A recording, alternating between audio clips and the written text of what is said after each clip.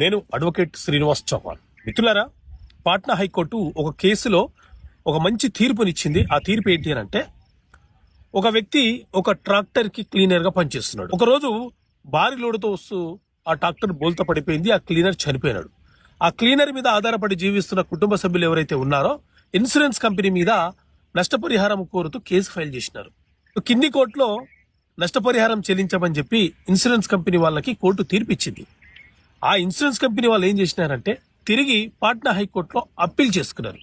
ఈ appeal petition number 443 of 2019. వాళ్ళు ఏం చెప్పుకున్నారు అని అంటే, ట్రాక్టర్ కి క్లీనర్లు అనే వాళ్ళు ఉండరు, ఆ చనిపోయిన వ్యక్తి అసలు క్లీనర్ కాదు, అలాగే ట్రాక్టర్ నడిపిన వ్యక్తి ఎవరైతే ఉన్నారో డ్రైవరు, అతనికి లైసెన్స్ లేదు కాబట్టి ఆ నష్టపరిహారాన్ని ఇన్సూరెన్స్ కంపెనీ భరించదు, మేము బాధ్యులం కాదు, ఆ నష్టపరిహారాన్ని ఆ ట్రాక్టర్ యొక్క యజమాని మాత్రమే భరించాలి, కాబట్టి వారు భరించేలాగా తీర్పులు ఇవ్వండి అని చెప్పి పాట్నా హైకోర్టులో అప్పీల్ చేసుకున్నారు. సో దీని మీద విచారణ జరిపినటువంటి పాట్నా హైకోర్టు, ట్రాక్టర్ ప్రమాదంలో చనిపోయిన వ్యక్తి డ్రైవర్ అయినా క్లీనర్ అయినా ఇంకెవరైనా సరే మోటార్ వెహికల్ యాక్ట్ సెక్షన్ 147 ప్రకారంగా వాళ్ళు కనుక ఇన్సూరెన్స్ చెల్లించి ఉంటే, ప్రీమియం చెల్లించి ఉంటే ఇన్సూరెన్స్ కంపెనీ బాధ్యత వహించాలి, ఇన్సూరెన్స్ కంపెనీ ఆ నష్టపరిహారాన్ని చెల్లించాలి.